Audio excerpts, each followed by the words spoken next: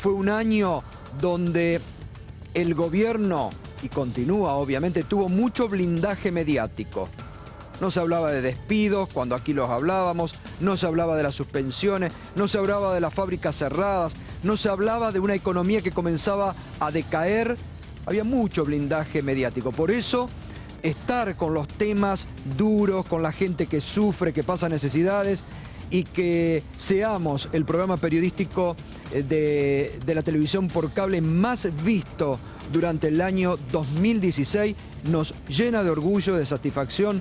Este es un equipo periodístico que trabajamos realmente con mucha entereza, con mucha vocación, que le ponemos el equipo de producción, encabezado por Nicolás Boccace, por Fabricio Cardelli, por Charlie Montes Onganía. Se ha sumado recientemente Lucas Noble, que realmente se va cada vez asentando más. Y bueno, con Alejandro Berkovich desde el inicio, Mariano Hamilton, que se ha sumado en este último tiempo.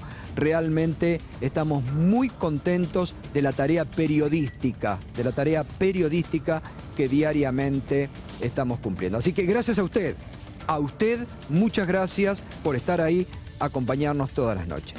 Bueno, vamos a continuar con lo que anoche nos adelantaba Alejandro Berkovich y que hoy, ayer pusimos bonus track de hashtag, hoy nos puede acompañar con el hashtag Arangurenazo.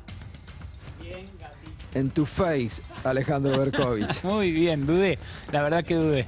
Era larga la palabra, Bueno. enrevesada. Arangurenazo, porque la verdad que lo que ayer reveló Alejandro Berkovich aquí sobre los bonos que el Juanjo Aranguren pagó a fin de año, el máximo, el de una secretaria, 160.000 pesos, mientras echan trabajadores del Estado, mientras echan 400 trabajadores del Ministerio de Educación, mientras cierran programas importantísimos, otros bonos de 53.000, de 54.000 pesos y los sobresueldos de los secretarios de energía. Nadie habla de esto hoy. Ningún funcionario salió a responder. Parece que les parece bien. Mientras el flamante ministro de Economía, Duhovne, dice que y habla de los empleados públicos y del sobredimensionamiento y que hay que atacar el déficit fiscal y que hay que atacar el gasto, Aranguren pagó esta cantidad de bonos y este caudal de dinero, cuando muchos trabajadores, ahora vamos a hablar con una representante de ATE del Ministerio de Energía, vaya a saber lo que tienen que trabajar para cobrar 160.000 pesos que Aranguren pagó al tiquitaca, depositó en bono a una secretaria y después los otros sobresueldo, ¿no? Bueno, estas son las contradicciones permanentes que tiene el gobierno. Realmente, y que hay que marcarla, porque como yo digo, el gobierno de Cambiemos, desde el 10 de diciembre del 2015, ellos mismos pusieron la vara muy alta en todo, porque decían, somos los nuevos. Nada de lo que se hizo acá se va a repetir. Somos la transparencia, somos la institucionalidad, somos la república. Y la verdad que a un año y pico ya deja mucho que desear en muchos de estos aspectos. Y viven marcando contradicciones en forma permanente. Bueno, ahora vamos a seguir con este tema.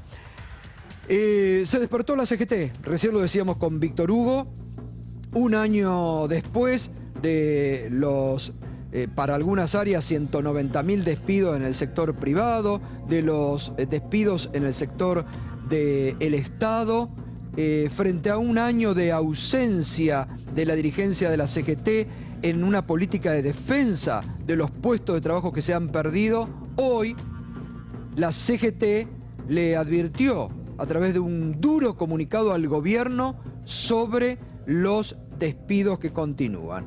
Lo tenemos ahí. Confederación General de Trabajo de la República Argentina. La CGT alerta por más despidos en el sector industrial. Advertimos a las autoridades del gobierno que los despidos y suspensiones en diversos rubros industriales como textil, calzado y metalúrgicos atentan contra la paz social, al tiempo que violan los compromisos asumidos en la mesa de diálogo social organizada al final del año pasado, manifestó Juan Carlos Smith. En momentos donde se está anunciando una revisión de los costos laborales y de reducción de los tributos, se siguen produciendo cesantías, advierte la CGT. Más adelante, los empresarios continúan sumando despidos.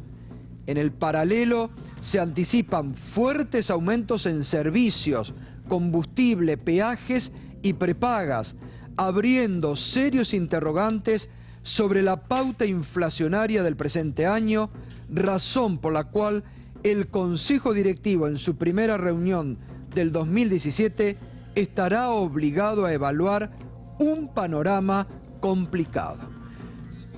Firmó Juan Carlos Smith en soledad y realmente esto abre un gran interrogante. ¿Qué pasa con Héctor Daer? ¿Qué pasa con Juan Carlos Acuña, que no acompañaron con su firma este primer comunicado de prensa de la CGT? Bajo ahí lo ve, los empresarios suman despidos, la CGT alerta por más despidos en el sector industrial. Recién lo comentábamos con Víctor Hugo, porque a nosotros todos los días nos llega información. Desde aquel brindis de fin de año de la cúpula de la CGT con el presidente Macri, y frente a distintas actitudes se ha desatado una interna muy fuerte en la CGT. Y hay sectores de la conducción muy cuestionados por los propios integrantes de la CGT. Y me parece que Juan Carlos Smith, que era una persona de un dirigente sindical, de quien muchos hablan muy bien y le reconocen su militancia y su lucha a través de los años, estaba muy callado el año pasado. Había quedado muy callado y se quedó muy callado en el triunvirato. Me parece que esta reacción cambia también, un cambio de actitud en Smith, que se pone al frente de los disconformes de la CGT, de un sector encabezado por Sergio Palazzo de la bancaria, que están sumando cada día que pasa más votos de este duro documento que le advierten al gobierno sobre los despidos que continúan y las suspensiones que continúan. Smith se pone a capitalizar el descontento social que aumenta. Hay que prestar atención al final de este comunicado, claro, donde Smith ya le está marcando la cancha al resto de la CGT y dice: en la primera reunión del Consejo Directivo del 2017 estará obligado a evaluar un panorama complicado. Berco, ¿querías decir algo? Sí, Gato, es muy llamativo. Ya se había insinuado en el paro de la Confederación del Transporte. Sí. Cuando se tensó la negociación por ganancias, la Confederación Argentina del Transporte, que conduce Schmidt justamente y que se reivindica moyanista, paró aquel lunes en el cual tanto se debatió por un paro en medio de las negociaciones. El resto de la CGT no. Y Daer, que es blanco de muchas críticas, efectivamente, incluso durante esa negociación, ni siquiera firma esto cuando hay empresas de su sector, de la sanidad, que están en una crisis terminal. Hoy, los trabajadores de un laboratorio muy tradicional como Ruxo-Cefa decidieron tomar la planta porque hace 5 meses que no cobran el sueldo, no cobraron aguinaldos, hace 4 meses que no tienen materia prima. Un laboratorio que tiene 100 años y que entró en quiebra y que pertenece al gremio de la sanidad. Es muy llamativo que no se haga presente allí el gremio de la sanidad que encabeza Héctor Daer y que, como bien destacaba Víctor Hugo y vos hace un rato, acaba de brindar con el presidente en medio de peleas y conflictos como este que se multiplican a lo largo y ancho del país, Gato. Lo que sucede es que, como también lo indican muchos también, bueno, pasó ya en distintas reuniones, yo creo que la CGT se está dando cuenta que el gobierno los ha estado les tiró la zanahoria adelante durante todo este año, y la verdad que lo advierte aquí Smith, mucho de lo que se habló en esa mesa del diálogo social no se está cumpliendo. Y los despidos y las suspensiones siguen, y todos los días hay, como los mostramos aquí, nuevos ejemplos. Bueno, ese es un tema. Enseguidita Berco les va a estar anticipando, atención, el paquete de aumentos que se viene. Entre enero y febrero se viene un paquetazo de aumentos realmente que ya hoy lo marcaban distintos analistas, va a ser disparar nuevamente la inflación. Así que, verano caliente, Gato. No solamente en parquímetros, peajes, los que ya se conocen, sino que hay varios más en carpeta. Sí, bueno. Se abrió y va a ser tema, me parece que en los próximos meses. Hoy se anticipó que el gobierno de Mauricio Macri le va a brindar al gobierno de la provincia de Buenos Aires, de María Eugenia Vidal, un auxilio económico de 25.000 millones de pesos.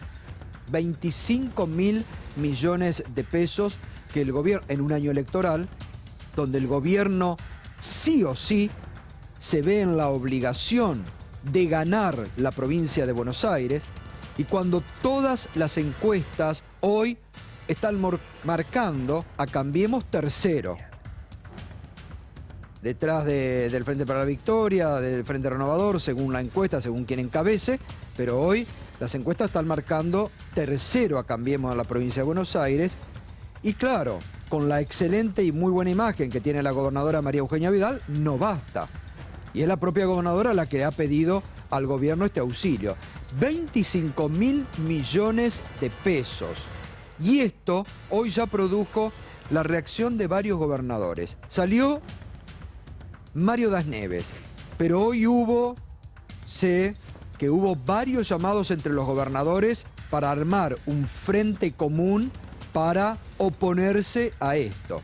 En la misma semana en que salió la versión que el gobierno también quiere cambiar el régimen de coparticipación y hacer un sistema de premios y castigos. No girar automáticamente fondos a las provincias, sino premio y castigo, de acuerdo a cómo se portan los gobernadores. Bueno, Mario Das Neves salió hoy al cruce de esta información. Que esto no es un país federal, mientras tengamos el NOA, el NEA y la Patagonia con situaciones absolutamente distintas a lo que es la Pampa Húmeda. A nosotros nos cuesta muchísimo todo, la distancia, nos cuesta mucho pensar en un inversor porque no es competitivo venir a invertir por los costos. Yo puedo reconocer de que la provincia de Buenos Aires evidentemente necesita más recursos. También hay que ver para qué son los recursos, a dónde van, porque también tiene que haber en el país el premio y castigo en el buen sentido, no en amigo-enemigo, premio y castigo en el buen sentido.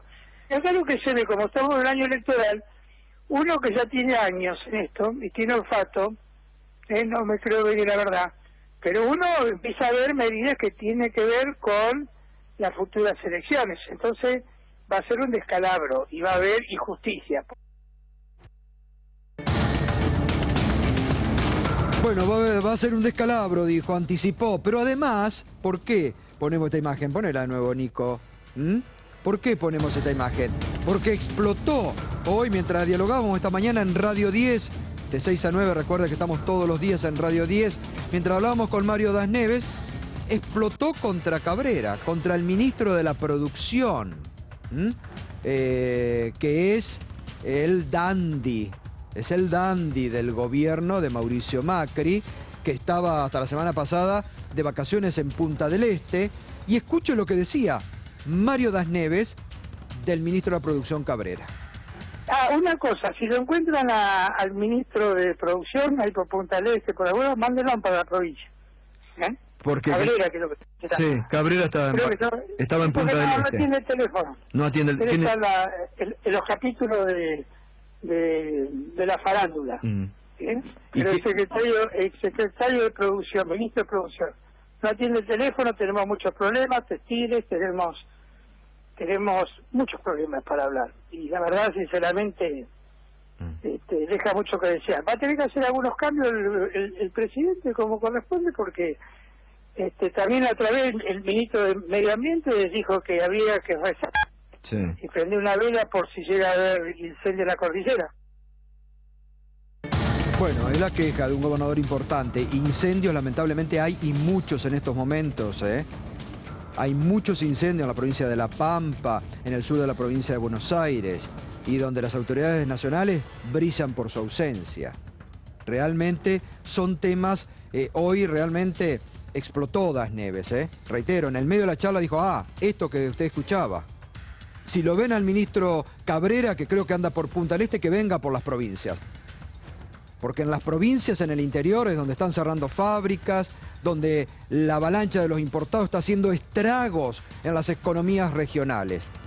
Y sí, la verdad, la semana pasada se lo vio fotografiado en la revista Noticias en Punta del Este. En la peor semana del gobierno, cuando explotó con la renuncia de Pratgay, Pancho Cabrera estaba en Punta del Este. Y ahí marca Mario Das Neves estas contradicciones nuevamente del gobierno. Bien, ya estamos en el año electoral. Se van a producir muchos reacomodamientos. Hay mucho diálogo que no sale a la superficie, pero hay mucho diálogo por debajo. Sectores del peronismo que el 29 del año pasado dieron un... no lo marcaron mucho los grandes medios, pero hicieron un gesto de unidad muy importante en la provincia de Buenos Aires, porque lograron todos los sectores del peronismo de la provincia de Buenos Aires sentarse en una mesa, firmar un documento, prometer unidad, y a nivel de la ciudad de Buenos Aires están haciendo lo mismo. Hay dirigentes de Cambiemos que están a disgusto en el gobierno de Cambiemos, que están reclamándole a Macri mayor política, mayor presencia de la política. ¿Cuál fue la respuesta de Mauricio Macri a esos dirigentes? No solamente los criticó públicamente como a Emilio Monzó, sino que dijo: nuestra tríada de poder es Marcos Peña, Lopetegui y Quintana. Y hoy salió nuevamente Emilio Monzó y dijo: Cambiemos está vacío y debería conducir el espacio desde lo político. Desde hace un año, dijo Emilio Monzó, Cambiemos está vacío políticamente. Es la segunda crítica fuerte que Emilio Monzó. Uno se pregunta, ¿cuánto más puede durar Emilio Monzó en Cambiemos? Cuando los propios, la gente cercana a Emilio Monzó, dijo también: creo que lo que debemos hacer es una autocrítica. No hay autocrítica. La respuesta a Monzó fue esto que yo les decía anteriormente. Incluso el presidente Macri le respondió a Monzó. Dijo que vivía en una burbuja del microclima de la política. Esa fue la respuesta del presidente a quien organizó políticamente Cambiemos, fue Emilio Monzó. Quien juntó a Elisa Carrió con los radicales fue Monzó, que yo creo que Monzó sabe que tendrá un año más en Cambiemos. Un año más en Cambiemos. Un año más como presidente de la Cámara de Diputados. Y debe ser el tiempo que él se cree va a estar en Cambiemos. Y también hay mucho, ayer lo hablábamos aquí con Alberto Fernández, hay mucho revuelo interno en el Frente Renovador. Hay mucho debate interno en el Frente Renovador. Lo que explotó fue la presencia de Alberto Fernández con Milagro Sala. Detonó, porque salió Graciela Camaño, como veíamos ayer, a criticar a Alberto Fernández, salieron otros diputados, y ayer hubo mucho cotilleo, mucho llamado entre dirigentes, a punto tal que un dirigente importante en diálogo con otro le dijo: ¿pero qué carajo hacemos acá adentro? Me parece que falta poco para que uno o dos peguen un portazo fuerte. Hay mucho revuelo en el Frente Renovador. Puertas adentro. Vamos a recordar lo que anoche decía Alberto Fernández aquí sobre este tema. Yo viajé a título personal, sí, obviamente, y además, como es un problema de convicción mía, yo no le pedí permiso a nadie. Bueno, lo que hice, tiene que pedirle permiso. Absolutamente, pero sí por una cuestión de amistad, de afecto, y también como líder del espacio lo hablé con Sergio. Sí. Y Sergio no estuvo de acuerdo conmigo en lo que estaba haciendo, pero tampoco me lo impidió. Lo que pasa es que después me parece que se generó todo un gran revuelo, porque muchos opinaron sin saber que yo lo había hablado con Sergio y que, insisto, aunque él no estuvo de acuerdo, él tampoco me lo impidió. Yo creo que el Frente Renovador lo que tiene de bueno es que se permite estas disidencias. Yo creo que muchos han opinado sin saber exactamente. Yo escuché hoy que el vicegobernador de Jujuy dijo que Massa no estaba enterado. La verdad es que, bueno, se equivocó. El vicegobernador que es del espacio, que es del Frente Renovador. Vamos a pensar que se equivocó y todos opinaron y hablaron. La verdad que todo esto es secundario, porque el problema Claro. que tenemos es que Milagro Sala está presa. Bueno, reitero, la interna del Frente Renovador estalló. Venía ya con algunos problemas internos del año pasado, contenidos muchos sectores, pero ahora esto, y sobre todo la defensa que el espacio de Sergio Massa hace de Gerardo Morales, del emperador Gerardo Morales I de Jujuy, ¿no? Porque están acompañando al gobierno, ¿no? De Gerardo Morales I de Jujuy. Entonces hay ahí una discusión muy fuerte, puertas adentro del Frente Renovador. Y atención, atención, atención con este tema que hoy también explotó. Mire, mostrábamos lo de la CGT, comunicado oficial hoy, advirtiéndole al gobierno sobre las suspensiones que siguen. Atención con otro tema que hay que prestarle mucha atención, lo que está pasando en el área de la salud, con programas que se caen, medicamentos importantes que nos llegan. La campaña del dengue brilla por su ausencia, como otras campañas de vacunación que han brillado por su ausencia. Atención con este comunicado que hoy dio a conocer la Sociedad de Infectología de la República Argentina, que advierte sobre la faltante de medicamentos y de los programas por el tema de la tuberculosis. ¿No, Berco? Sí, sí, es así. Lleva la firma de el doctor Lautaro de Bedia. Sí. El doctor Lautaro de Bedia, el vicepresidente de la Sociedad Argentina de Infectología, lo que dijo es lo que dice esta carta que estabas mostrando recién, que no hay provisión de los medicamentos contra la tuberculosis, una enfermedad controlada hace décadas, pero que tiene que tratarse. Se trata de la piracinamida y la isoniazida, dos medicamentos que siempre proveyó el Estado, justamente para que esto no desarrolle cepas resistentes, para que no se convierta de vuelta en una epidemia como era, no sé, hace un siglo.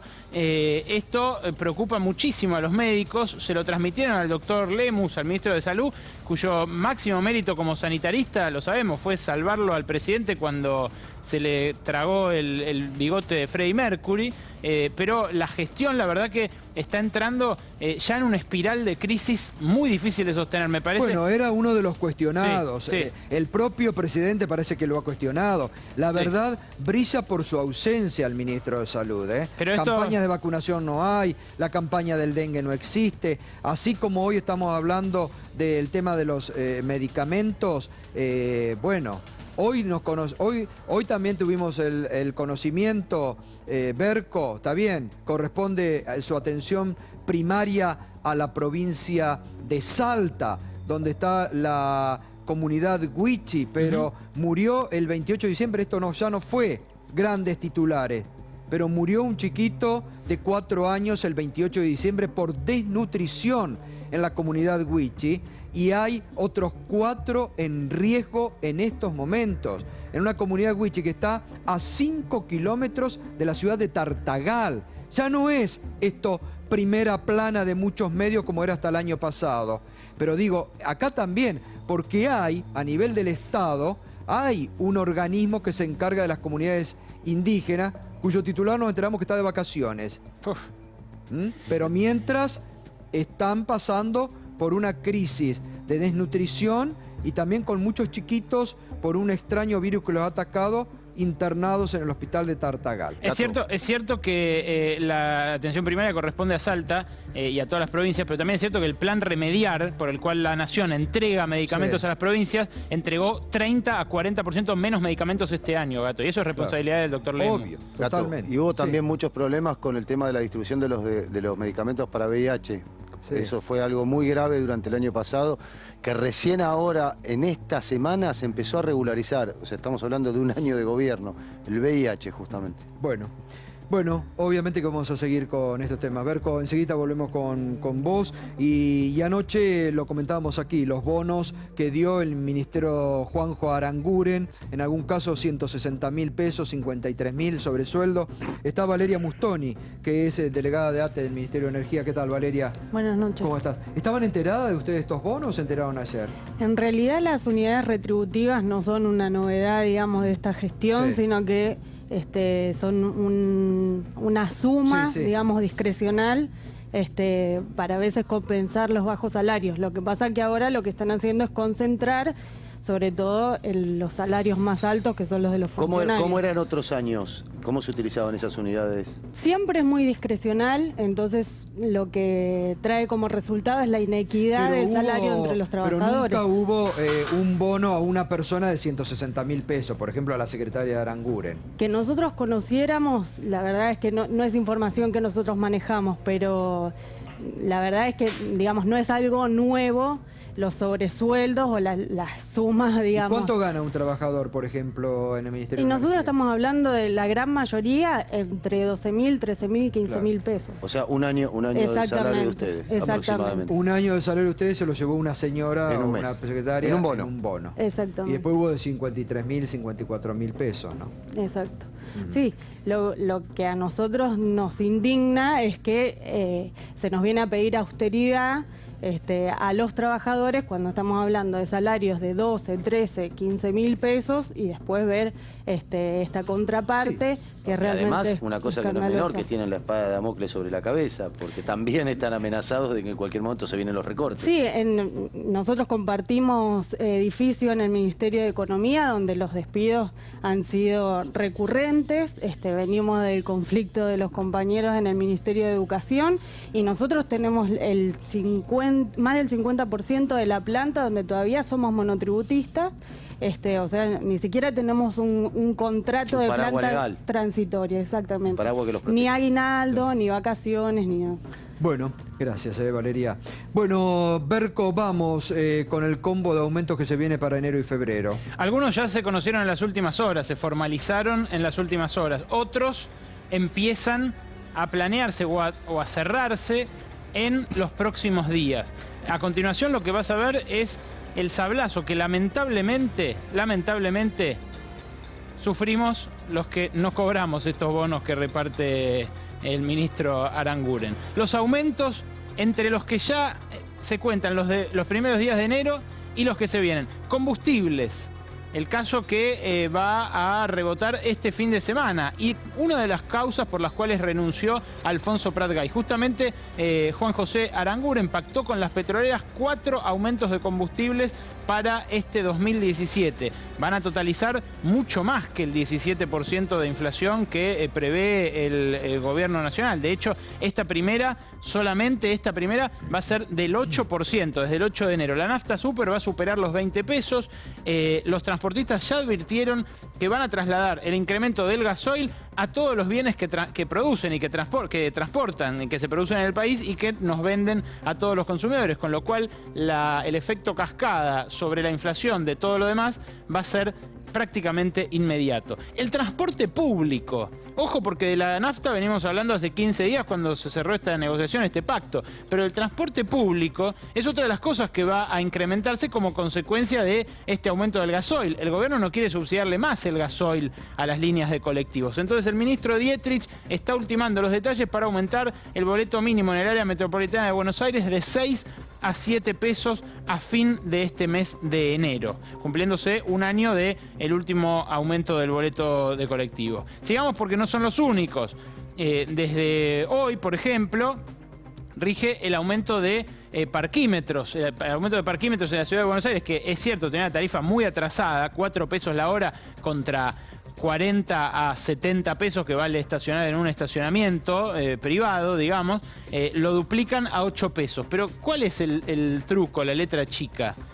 No es que va a costar 8 pesos, que uno diría, bueno, la verdad, ante lo que cuesta en un estacionamiento no es tanto. El problema es que van a pasar de 4.000 plazas bajo parquímetro a más de 85.000. Se va a extender a 14 nuevos barrios. Va a haber mucha gente que se va a encontrar con que en la puerta de su casa, donde estacionó siempre gratis, ahora va a estacionar pagando 8 pesos la hora, al menos durante las horas hábiles del día. Peajes. Peajes todavía no rigen, no es como los parquímetros que rige de hoy, van a regir desde febrero, por lo menos según lo que propuso el gobierno nacional y el gobierno porteño. En el caso de las nacionales, el acceso de y Panamericana van a subir hasta 120%. Además, en todos los casos, amplían la hora pico. Ahora crearon la hora de congestión, que es como una hora semipico, por la cual alguien que venga del oeste o del norte va a tener que pagar 55 mangos de ida y 55 mangos de vuelta en tarifas. La ciudad aumenta un poco menos, 52%, pero aumenta también mucho peajes que son por autopistas muy cortas. Seguimos adelante, prepagas y monotributo. Las prepagas se sabe desde hace un tiempo, van a aumentar 6% desde febrero, luego de haber subido más de 50% en 2016. Y el monotributo se supo hoy. Esto, ojo, es también en parte una buena noticia porque aumenta el tope de facturación. Había mucha gente que se estaba cayendo del monotributo por la falta de actualización de los topes. Ahora suben los topes de facturación, pero también sube la parte impositiva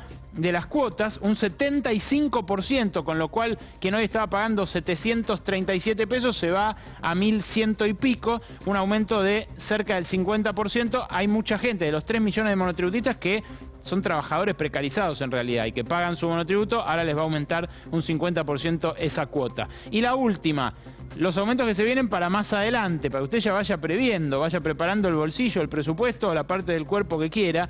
Aumentan 30% en marzo los colegios privados y las tarifas de electricidad y gas, no se olvide, van a tener 2 aumentos cada una. No es que fue el tarifazo del año pasado y ahí quedó. Hay gradualismo en esto, si quieren. Claro, gradualismo que impuso la Corte Suprema en el caso del gas y que en el caso de la luz se da, pero con grandes guarismos. Gas sube 33% en abril, acumulado a lo que subió el año pasado, y luego otro 33% en octubre, también acumulado con lo que haya subido en abril. Y la luz sube el 40% en febrero y el 30% en agosto, Gato. No sé, explíquenmela, porque yo no sé cómo se va a cumplir la pauta del 12 al 17% de inflación que plantea el Banco Central con estos aumentos que le acabo de presentar. Bueno, Berco, gracias. Bueno, esa es la gran pregunta, la que hace Berco, Fernanda. ¿Cómo va a cumplir la pauta de inflación el gobierno si se arranca con estos aumentos? No la va a cumplir de la misma manera que no la cumplió este año. Digo, me parece que es de la misma manera que lo fue a principios. Recordemos cómo arrancamos el 2016. El ministro saliente ahora, Prat Gai, diciendo que la inflación iba a cerrar entre 20 y 25% y presionando a los sindicatos para que cierren paritarias en esos niveles. Las paritarias cerraron en 30 y hoy tenemos una inflación anual contabilizada por el gobierno de la Ciudad de Buenos Aires, el Instituto de Estadísticas de la Ciudad, también conducido por Cambiemos, del 44,8% anual. Le erró por 20 puntos Prat Gai y la pauta es un patrón de comportamiento permanente del gobierno, digo, que busca generar una expectativa que se sabe desde el vamos que no se va a verificar en la realidad, que termina no verificándose, y lo que termina pasando, bueno, es un fuerte perjuicio en términos de pérdida de capacidad adquisitiva y caída de la calidad de vida de la enorme mayoría de los argentinos y un proceso recesivo, Gustavo, que se profundiza. Iván Carrino, ¿cómo va a cumplir ya con estos aumentos que el gobierno dispara enero-febrero con una pauta? Sí, bueno, es el problema de tener precios regulados, ¿no? Pero lo primero que hay que entender, o lo primero que yo diría, es que hay que comprender que la inflación es un fenómeno monetario, o sea que depende de la oferta y de la demanda de dinero. Eso es lo que trabaja el Banco Central, trabaja sobre la oferta de dinero y busca que sea compatible con la demanda de dinero de manera de bajar la inflación. Entonces, ¿qué vimos acá? 6, 7, 8 precios de la economía que están regulados, ¿sí? Si no estuvieran regulados, digo, tendrían un precio de mercado y fluctuarían con las oscilaciones del mercado, que están regulados y que se van actualizando. Entonces, lo que digo es, si vos querés que la inflación sea 17%, vas a tener que compensar con la política monetaria todos estos aumentos, porque ¿qué vas a tener que hacer? Lograr que todo el resto de los precios de la economía compensen... política salarial. Compensen. El salario es un precio más. Quizás las paritarias, por ejemplo. No, ese es un precio más, claro. Digo, pero con la política monetaria vas a tener que lograr que los demás precios compensen, o sea, suban menos que lo que están subiendo estos precios y suban mucho menos que el 17% que esperás. Por eso me parece importante también ver lo que pasa con la inflación núcleo, que es la que saca estos precios regulados de la ecuación. Por lo menos para tener una idea de qué está pasando de verdad con la inflación. Cuando la gente paga, sea obviamente, núcleo, fuera del núcleo, obviamente, esto es lo que, no, los billetes los pones igual. Es que el bolsillo claro. Nos va a doler. Lo que pasa es que es el problema de haber tenido precios regulados mucho tiempo y que en algún momento tenés que reconocer su verdadero valor. Porque si no, si vos no pagas las cosas lo que valen, las cosas no se producen en la calidad que necesitas y en la cantidad que necesitas. A ver, Vasco, buenas noches, ¿cómo estás? ¿Qué tal? ¿Cómo estás? ¿Y esto no va a atentar contra el consumo, que ya viene en picada? Por eso, yo te digo, hoy acá escuché, son varias cosas importantes, ¿no?, que veo. Primero, fíjate que de crecer, de la agenda de cómo vamos a volver a tomar impulso, crecimiento, sobre qué área, de qué forma, cómo vamos a recomponer salario, nada. Nada. Todo lo que estamos hablando es como abanicar un cadáver. Estamos hablando de todo menos lo que sería importante que a la gente le digamos sobre qué punto se crece. También se dijo algo importante hoy acá, que fue lo de la provincia de Buenos Aires, cuando ustedes dijeron que se va a premiar a la provincia de Buenos Aires. Y yo ahí veo otra cosa. Acá criticamos mucho al famoso látigo y chequera. Parece que el gobierno va a usar la chequera. Y sí, obvio, está Bueno, claro. Lo dijo entonces Das un tema, Neves. lo Es hemos lo que visto. está advirtiendo Das Bueno, Neves. entonces estábamos hablando de la vieja política y la nueva política, El ¿no es látigo en cierto? Jujuy también está bastante activo, ¿no? Está bien, entonces cuando nos hablamos de la vieja y la nueva política, yo hablaba siempre que lo contento que estaba en el Congreso, donde se delibera, donde se debate. A veces el Ejecutivo se olvidó de la nueva política. Que no hay nueva política. Y volvemos, eso es un tema de... Hay lo que una estoy reiteración viendo. permanente No, y de lo fíjate, que tanto criticaban y en el fíjate pasado. Que vamos al fondo del problema. Todo esto que estamos discutimos todo menos el modelo. El problema está... Acá vas a hablar del tema salarios. ¿Por qué estamos hablando? Vos fíjate la incongruencia que se nos da a nosotros desde la industria. Hoy es cierto que Argentina, en dólares, el sector industrial, que es donde vos competís con el exterior, estamos caros. Tenemos una hora más cara que la mexicana, mucho más cara que la mexicana que la brasileña. Ahora, fíjate cuál es el contrasentido. Que producto de cómo está encajado el modelo, el poder adquisitivo de ese trabajador mexicano y brasileño es mejor que el poder adquisitivo del trabajador argentino, que en dólares cobra un 40% más. Entonces vos como industrial estás en el peor de los mundos. Tenés el costo alto en dólar y no tenés el beneficio de un trabajador que gana bien y puede comprar tus productos. Entonces, es el modelo. ¿Y, Fernanda? No, Gustavo, nada nuevo bajo el sol. La verdad es que no espero para este año ninguna novedad porque no hay ningún tipo de vocación política del gobierno ni de reconocimiento de que vaya a rectificar un rumbo que está, pero sobradamente probado. Ustedes lo muestran todos los días, todos lo sabemos muy bien. Es un rumbo absolutamente errado y profundamente adverso y antipopular en el sentido de que ha sido brutalmente perjudicial para la enorme mayoría de argentinos, para la industria, para la construcción, para todos los sectores de la producción, para el comercio, para la totalidad de los trabajadores argentinos que han perdido durante este año y saben que van a seguir perdiendo por lo menos por 3 años más, que es lo que le corresponde a este gobierno hasta terminar de transitar su ciclo institucional. La verdad es que estamos en un camino que vamos picada, cuesta abajo y sin posibilidad de resolverlo.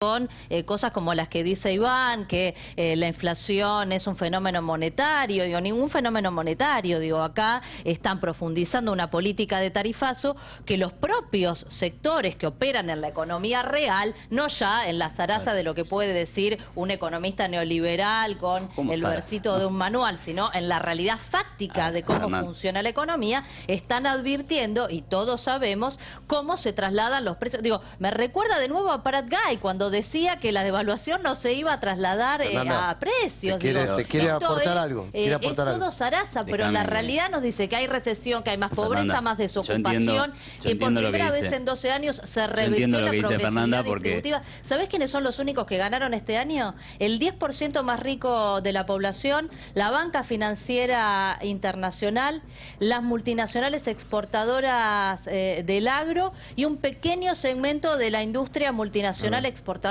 No, yo entiendo lo que dice Fernanda, la veo muy pesimista. Recuerdo cuando antes decían que estaban los agoreros y los jinetes del apocalipsis, éramos nosotros. Ahora resulta que los jinetes del apocalipsis cambiaron de vereda. No, o sea, entiendo no es que apocalipsis, es realidad antes fáctica. defendías un modelo. O sea, en todo vos como caso, defensora de todo el proceso kirchnerista, entiendo que te pongas negativa con esto, pero vamos a ver los datos. No me pongo negativa. Los resultados que ustedes generaron con las decisiones de política que tomaron son negativos. Yo no me pongo negativa porque, bueno, tenemos la unidad del peronismo, sabemos que vamos a volver a gobernar este país y gracias a Dios vamos a, con mucho esfuerzo, recomponer todo lo que ustedes han destruido y seguramente seguirán destruyendo lo que les queda de mandato.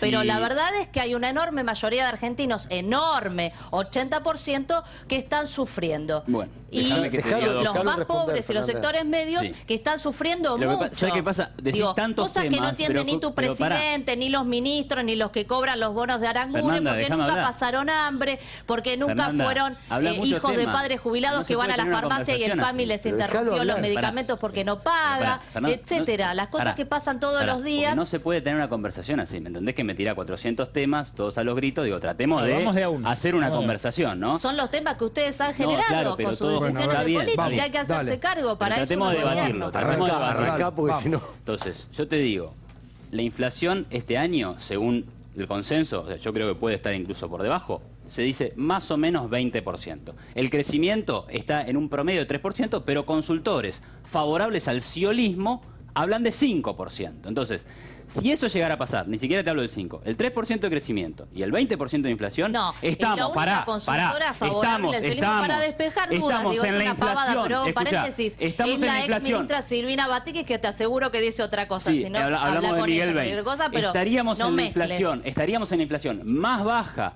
de los últimos 7 años y en el crecimiento más alto de los últimos 7 Lo mismo años. dijeron en el 7 años. 2016, que iba a Te cerrar digo- en 20% Te digo este porque año los y últimos cerramos 7 en el años gobernó el 45. kirchnerismo, ¿sí? Entonces, con un Cerramos mediocre en el crecimiento, 45. del 3%, Ustedes le vas a ganar a duplicaron 7 años este al año la kirchnerismo. tasa inflacionaria, después de Sí. haber caído 15 puntos Eso es porcentuales producto entre de el destapar 2014 una y el olla de 2015, precios reprimidos. medida por ustedes Siempre pasa lo mismos. mismo. Siempre O pasa sea, lo mismo. Ahora, no saben déjame, cómo Gato, bajar la y le quiero decir inflación. a José A ver, Ignacio, al Vasco, a ver, porque vos hablabas de dónde